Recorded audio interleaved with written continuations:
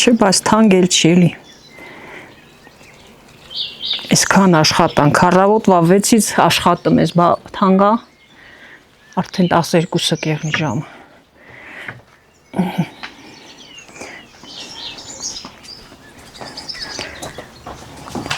Առավոտի ծիրիկուն հոլի նման պտտվում է, սեծ սարային արա ես տարեն բերես տեղ, վազի են տեղ հասցրու, բայց մեկ է գործի վերջը չի երևում։ Հոգնա ջպտում է տաթևն ու սկսում հավաքել, փաթաթել արդեն չորացած թել պանիրը։ Հետո անցնում է ավելի ծանր, բայց մեկ է հաճելի պարտականությանը, հունցած խմորին։ Սովետական տարիներին մենք հացը առնում ենք, փուրը թխում էր։ Հենց տատս իջնում էր սարից, մեծ տաշտը դնում էր, մեծ փուրը վառում էր, սաղձում էր, մենք փռան հաց էինք ուտում։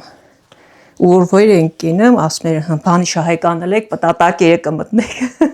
Այսինքն խանգարում էինք իրան, էլի։ Ալյուրի մեջ էինք ընկնում, խմոր էինք պոկում, բան, տատս էլ ասեր բանի շահեկանել եք, պտատակ, այսինքն տապ կանեք, էլի, որ գործան ուղղել եք արդեն։ Հա, տենց հետո թվերն արդեն վատացան, արդեն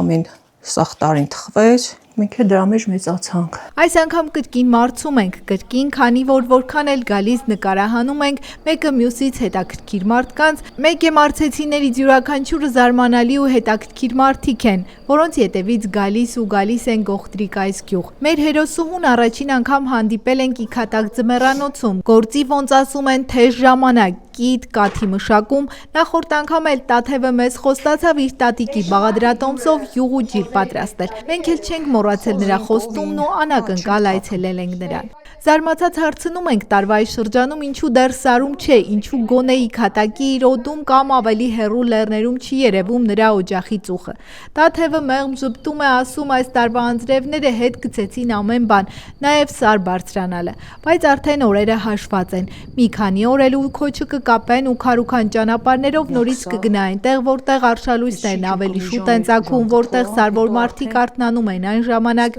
երբ դեռ ծորերում խավար է, իսկ մարդիկ դեռ քնած են իրենց տներում։ Այնտեղ աստղերն ավելի մոտ են, այնտեղ մի տեսակ ասես քո Աստծուն ավելի մոտ ես։ Հիմա սարերն էլ կարոտած սպասում են նրան իր հացի բույրին, ձեռքերի ջերմությանն ու տատի հին ավանդույթները խնամքով հոգում պահած աղջկան։ Մարցիսար չի գնում, ինքը լորուտի աղջիկ է, ասում է այնտեղի սարում են իր բարեկամները, հարազատները, ովքեր առաջին իսկ անհրաժեշտության դեպքում կանգնում են կողքին։ Այնպես չի, որ Մարցիսարում ինքը մենակ է մնում եւ օգնող չի լինում։ Չէ, ընդհակառակ օգնողներ կային, բայց կամած քչացան։ Մարցինն եմ գնացել, ոչ մի պայման չկար, հարևանություն չկար, սենց հասեն, արդեն 8 տուն էին, հետո քչացան, դառնանք 2 կին էինք մնացել այդ։ Հա, հիմա այդ կիններ չարթեն գնա։ Այսինքն որ քիչ է գնում, դժվար է, էլի, հա։ Հա, բա մեկը քոչումա դու էլ այնտեղ մնում ես մենակ։ Կեսուրս գնացել է, հետո արդեն ես եմ գնացել իրար փոխելով։ Հա, հետո հիվանդացավ արդեն ամուսինս ասավ չէ, բերել չգնանք, ասի չէ, ես չեմ կարող տանը նստեմ, ես չեմ կարող տենց երեխա պահեմ։ Ով պիտի, հա։ Համաձայն չէ, հիմա էլ ասում են բերել չպահենք, մեր ինքը չի համաձայն։ Պետք է պահենք։ 3 երեխա ունեք, 3-ին էլ հետները տարել եք, թե ստեղ պահել։ Աստեղ էլ կեսուրիս կեսրարն ա եղել, կեսուրս ու երեխեք մնացել են, հետո 20 թվին պապը մահացավ, կեսուրս էր արդեն հիվանդ, մեկը մեկին երեխեքը յոլա տանելու բան չգիտեմ, մի կերպ։ Դե որ չգնաք, այսպես ասած չի եկամ ուտեմ։ Չաշխատանք չկա, որ ասես դե գնամ, չանեմ գնամ այնտեղ ես աշխատեմ, ավելի հեշտ կապրենք, գնաս աշխատես, գաս քո տուն։ Տաթևը քաղաք գնալու մասին չի մտածել, քաղաքը երբեք իրենը չի համարել։ Նրա հոգին գյուղում է սարերի լռության, առավոտյան ցող ու մշուշի ծանր, բայց ազնիվ աշխատանքի մեջ։ Թեկուզ կյանքը գյուղում դժվար է, թեկուզ օրը սկսվում է արևագալից առաջ ու վերջանում լուսնի գալու հետ հոգնածությամբ, միևնույնն է, Տաթևի համար դա է իրական կյանքը։ Բայց դե ինչ արած, որ ասես անտեսանելի հրամանով անգամ իր հասակակիցները մեկը մյուսին նայելով լքում են գյուղն ու շտապում քաղաք։ Բոլորը կարծես պարզապես հեշտ կյանքի հետևից են վազում հեռու սարերից, դաշտերից ու գյուղի ծանրությունից։ Քաղաքը նրանց խոստանում է հարմարություն ու հեշտ ճանապարհներ։ Նա չի դատում գնացողներին, ասում է շատերի համար կյանքը քաղաքի աղմուկի մեջ է, իսկ իր համար գյուղի խաղաղության, հողի ջերմության ու սարերի ազատության մեջ։ Եթե երկու տեքրակին են, քաղաքից եկավ տեքրակինը սիրուն եղունգներով, սիրուն մազերով, գյուղիներ ուզում ա գնայինք, նետեն սիրուն անա, սիրուն նստի, չէ։ Հետո գալիս է թոշակի տարեք, ես մեկը հեչելած դեն գցելու են, մեկը նորից սիրուն կյանքը վայելում է։ Անհավասարությունն է, որ քաղաք են ձգտում, թե չէ, ես չոր գնում են հանգիստ ապրում են։ Այլ լոտ նայում եմ, Մանուշակ տատն ամենակ նկարել է Եղջամբին։ Այ ինքնա որ մեզ թարմ մնացել, սարա գնացել, բայց լավ կյանք ինքը չի ունեցել, Սիբիրներից հետ երեխա ժամանակ ընտանիքով տարել են, չէ։ Ու լավ է։ Ամենադժվարը իրերը Սարի քոչը հավաքելն է, 3 տան մեջ կիսվում ես, ասում է։ Միտում գյուղում, մեկի քատակում, մյուսը բարձր սարում, գարունը դեռ չբացված սկսվում է անվերջ տեղափոխությունը։ Սկզբում ամեն ինչ կապում, հավաքում ու տանում են ի քատակ ձմեռանոց, հետո այնտեղ էլ նորից բարձում ու լեռներն են բարձրանում։ Ամառն անցնում է բարձր սարերում, շատ ժամանակ անցում գիշերներով ու չարչարանքով, անձրև, թաց, մառախուղ ու կորածանասուններ, գելի ու արջի դեմ կռիվ։ Հետո էլի նույն ճանապարհը Սարից ի քատակից տուն։ Ու այդպես տարին պտտվում է նույն շրջապտույտի մեջ, կարծես վերջ չունեցող ճանապարհ լինի։ Երբեմն թվում է, թե մի անվերջ կապել ու հավաքելու պատմություն է կյանքը։ Վեշի քատակա Դերից ավտոն եմ լսնի մի օր տանեմ, ընդեղ թափեմ, լվանամ, դասավոր եմ գամ, նորից ստեղ բիտոնի մեջ ուտելիքը լսնեմ, նորից ուտեն, սաղ համար, սաղ տարեն, ընդեղից հավաքի բերը ստեղ, ստեղից հավաքի տար, մի խոսքով, ահագին, չգիտեմ, հաները վերապետք։ Մինչ զրուցում ենք արդեն պատրաստ է տնական կատնաշորը, որ քամում է, լցնում տոպրակները, հետո դնում սառնարան ու վաճառում։ Ասում է ամենապահանջված կատնամթերքն է, որի գնորդները միշտ հերթի մեջ են։ Այդ խմենք կիլո սարքն եմ, զակասներ շատ ունեմ։ Սա քամվում է ջուրը, հա։ Հա տոպրակն ենք լցնում։ Սենց։ Տնական տվարок։ Իսկականն է սա թարմ, այսօրվա կաթը։ Պետքում ես լցնում սենց, մի կիլո պատրաստ։ Սպասում են, հեսա զակասներ կա հագի։ Քաղաքում 2 ուսանող է պահում նրանց ապագայի համար օր ու գիշեր աշխատելով։ Մեկի գրքի փողը, մյուսի տան վարձը, հագուստը, ճանապարհածախսը, մի խոսքով այս ամենի տակից դուրս գալ է պետք։ Իսկ դրա համար աշխատել, անասուններին ավելացնել, ինչն էլ անում է։ Եկել եմ, քան 3 կով ունեին, մի եռապատկել եմ, չքառապատկել, ներողություն։ Հիմի 6-ին ենք վեր կենամ, կթում, հետո ամառ արդեն ընդեղ ավելի շուտ շոքի պատճառով, բայց եթե շոք չեղնեմ, մի քիչ ուշ ենք վեր կենում։ Հա, չէ։ Առաջ ավելի շուտ են վեր կենում մեր պապիկները, մութ աստղ, լուսաստղ, այդ աստղը պետքա դեռեղներ։ Նոր վեր կենան, հա։ Այդ վաղտ իրանք պետքա վեր կացած եղնեն, մենք չէ, լուսանը լույսը բացվում։ Մի ժամանակ իրանք շատ են անխնա տանջել։ Ամեն ինչը ոտով, ձեռով, ձիով։ Ոնց են այդքանը արել։ Ու արել են։ Չգիտեմ, արել են։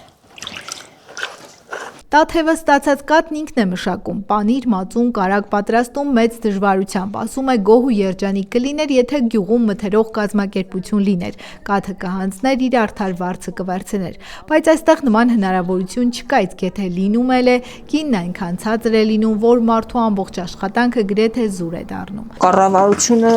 կաթի գին է սուբսիդավորում, բայց էլի մոտ կորին չի վերաբերում, ոնց հասկանում եմ, կաթ մթերողներին կվերաբերի մեզ չէ։ Այսինքն հանձնա կաթը էժանացել է, ամեն կովին 15000 աշունը կվճարի պետությունը, սուբսիդավորում էր էլի, նախարարներ խոսում։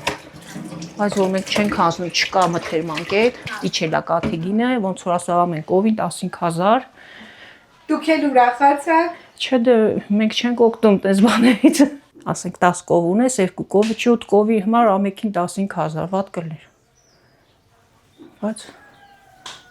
Դրանից է չենք օգտվի։ Այսպես զրուցելով Տաթևը մի գունդը բացում է, գցում վառարան, պատրաստի հացը հանում, տաք հացի բույրը տարածվում է տան մեջ ու ինքն էլ մտքով մի պահ անցյալ է գնում։ Ասում է առաջ թե գյուղում, թե ծառում մարդիկ իրարով էին ապրում։ Հենց այս նույն հացը կիսում էին իրար հետ, առանց հաշվելու, առանց մտածելու։ Հիմա շատ բան է փոխվել, մարդիկ հեռացել են իրարից, ամեն մեկն իր հոգսի մեջ փակվել։ Ու այն ջերմությունը, որ մի ժամանակ գյուղի ամեն տան մեջ կար, կամաց վերանում է։ Կատակով ասում է, թե դառնում է քաղաք։ Իսկ այն հին ժամանակներում ժողովրդական իմաստությամբ հենց պապերը գտել էին մշտապես թարմ հաց ունենալու, միանգամից մեծ քանակով կարագ հարելու ու այլ ձևեր։ Այն վաղ մի հատ գառ էին մորթը 4 հարևանով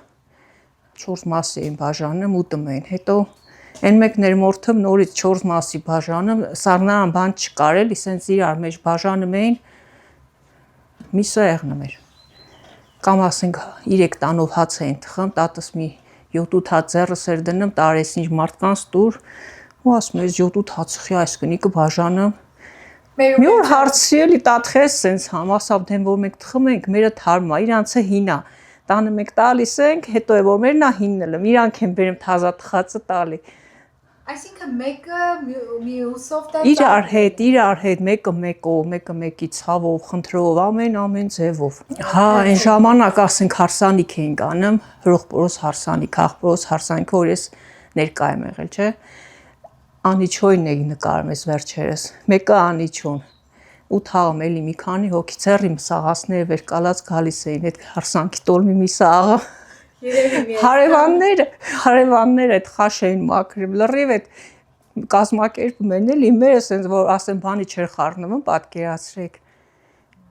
Այդ ձևի թաղ ենք ունեցել, հիմի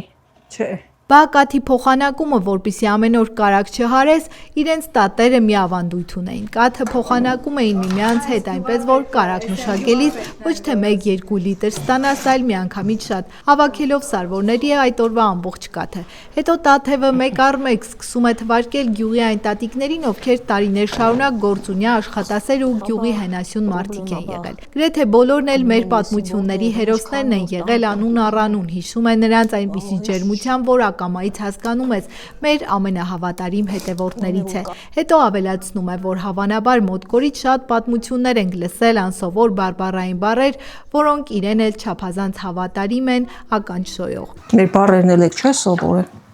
Ամենքին եկել հենց ասում։ Վարսավյանոցում եմ Կիովական, մի երեխա էլ նստած, ասին հանդես ես, թե չէ հանդեսաբանը չեմ, վերջի զանգ ես, չէ, ու այդ հանդեսաբանը չեմ, այդ մեր գեղի բառը։ Ու մերը որ ասա վերջի զանգ դասարան չկա ավարտական, ասի որ դպրոցնացերը թե բա քարինջ է, ասում եմ տեմ որ մեր բառերից, ու ինքն էլ էր մարցի փաստով։ Այդ ամեն բառն էլ մայրական կողմից սկում ես էլի որ գյուղն է։ Վերջապես անցնում ենք Տաթևի դեռ տարիներ առաջ խոստացած յուղով ջլի պատրաստմանը։ Հացերն արդեն թխված են, վառարանը լավ թեժացած։ Տաթևը տնական արաժանը լցնում է թավայի մեջ, իսկ խոհանոցը միանգամից լցվում է գյուղական համերի բույրով։ Հետո սկսում է մանրացնել հենց այսօր քիչ առաջ իր ձեռքով պատրաստած թել պանիրը իր վարժված արագ շարժումներով։ Տատիս նման չեմ կամ սարքեմ, այդ համը չի եղնեմ, բայց դե սարքում ենք։ Խոստումս կատարում եմ, ինչ ասեմ, դե ամառը եկեք վերև բարձացեք, ընդեղ է սարում եք եղնի էլի, բայց չեք գալի, գալի կգակ ես տարի, դե դուք խոստանում եք, մենք խոստանում ենք, եկեք, լավ սարա շատ, նակաղ բորս եղեն հիվանդեր, մեկ էլ եկան վիգենը բանա, ասում այն դեղոջելից բերեք ուտ, չէ սիրում են, կարակովել եմ անը, բայց սա հետաքրքիր ալում ավելի։ Ավելի յուղոտ է, խնոտ է։ Չէ դե յուղը նույն յուղն է, սրա մեջ երևի կաթի մնացորդ կա, ավելի համով անում։ Սրա մեջ թանն էլ տի էլի եփվիր արդեն։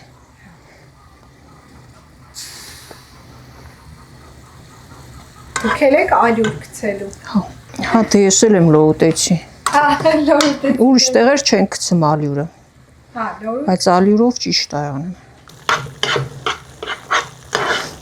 Դեմեք իշ դեղին է մայիսի յուղը։ Ամենալավ յուղը, այսինքն մայիս։ Ամենալավ ժամանակն է, բա։ Թավայի մեջ լցնում է նաև թելպանիրն ու ժպտալով ասում, որ սա սարվորների ամենասիրելի ու ամենահեշտ պատրաստվող ուտելիքներից է, բայց դե ինչ ասի, մեկ-մեկ իրենք էլ են հոգնում այս անարատ բնական ուտելիքներից։ Սիրտները երբեմն խանութի կակա-կուկա է ուզում, բայց ասում է դա էլ հիմա խնդիր չէ, արդեն առևտրականներն են սար գալիս, ինչ պետք է բերում են, մինչև իրենց հասցնում։ Դե սարը մարոժնին պակաս է, բայց առևտրականին ապրեն հասցնում են, էլի հասցնում են, բերում են։ Մարոժնի էլ են։ Հա, բա, ունենք առևտրականներ, զանգում են, ամեն ինչը հացից են բերում են։ Չէ, ահագին զարգացել է թվերը առաջվանը, չի։